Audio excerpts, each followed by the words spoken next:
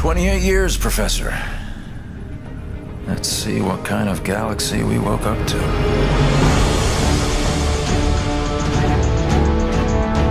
We had a very specific story we wanted to tell, and in particular, new characters that we wanted to introduce. And I think RTS players have higher expectations from story, and we wanted to make sure we did that in the strongest way possible.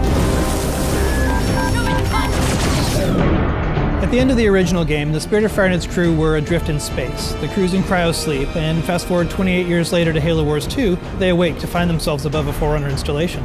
Halo fans, especially those who've played Halo 3, will recognize it as the Ark.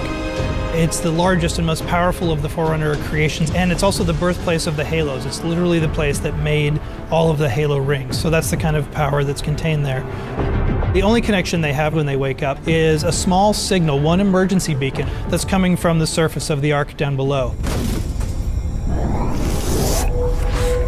We wanted to put everybody in this position where things are different, things are new, no one's really sure what's going on. You know, Isabel is a very different kind of AI. She's a logistics AI. She's not a military AI. She is not like a Cortana or a Serena. She shows up in a way that we haven't seen AIs behave in Halo before. She's freaked out. She's seen all of her friends die. She's seen her outpost destroyed. She's a little trepidatious, does not want to stick around. She warns them that something bad is still on the Ark and that they need to run away.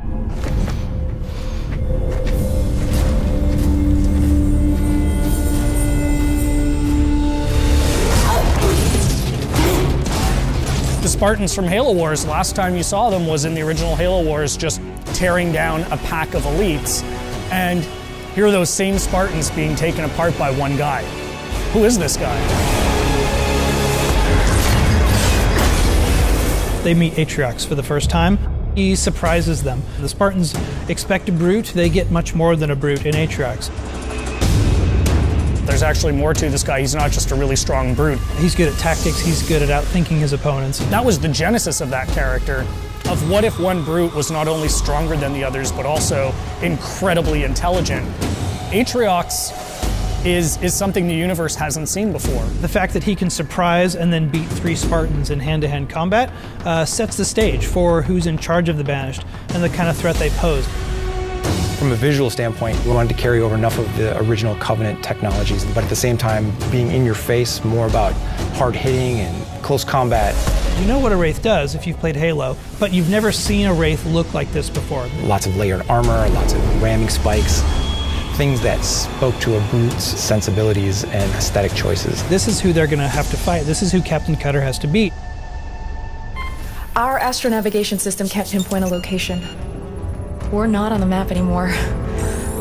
But as the captain of this ship, he is 28 years out from his last set of orders. Like, what do you do when you are supposed to report into this hierarchy, but you literally haven't seen them for almost 3 decades?